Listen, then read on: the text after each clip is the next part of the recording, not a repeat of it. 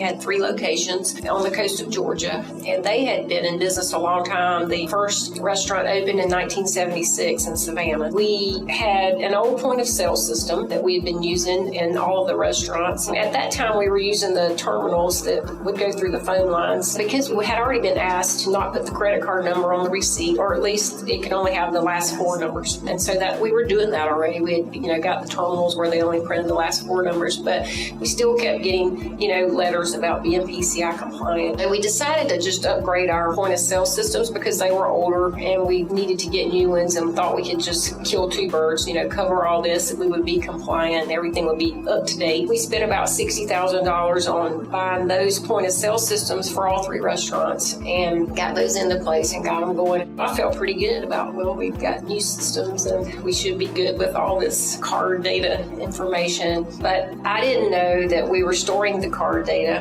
on a hard drive. I had no idea.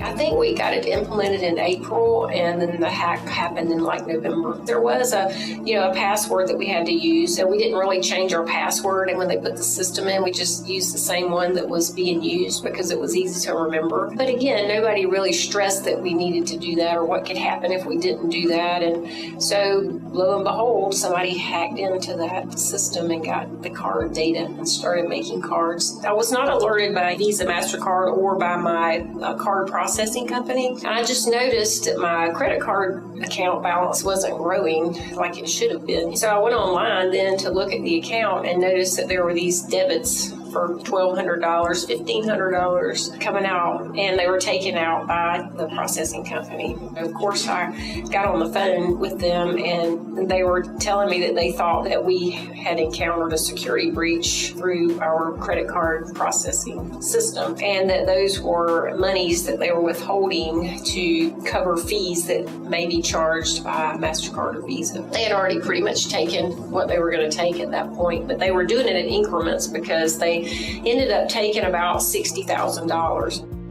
Holding that money. Again, it was to cover fees that they may incur from MasterCard and Visa. If there were fines, they weren't going to be responsible. And when we were going to upgrade, we signed an agreement, but apparently it did not protect us either, and it protected the vendor. So they were not going to be liable, and we really didn't have much ground to stand on. We would have tried to recover if we could have. And, I even had conversations with the franchisee, and he was really sympathetic and nice as he could be. He felt really bad about it, but he had his agreement and there wasn't much I could do.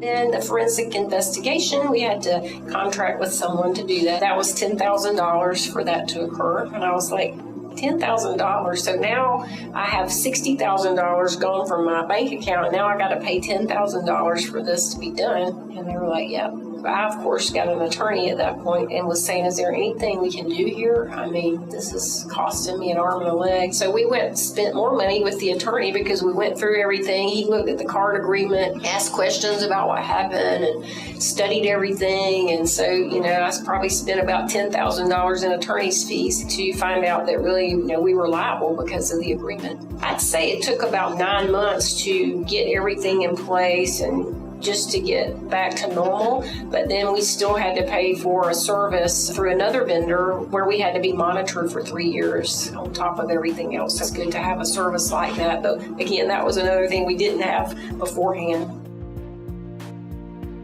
I would definitely invest in some type of security for my point of sale system. So just make sure you're not storing data anywhere, and make sure that your system is secure, whatever you have to do that, because it really doesn't pay to not have it. As we found out when we thought we were doing everything right, we really didn't have what we needed, and it ended up costing us over $100,000.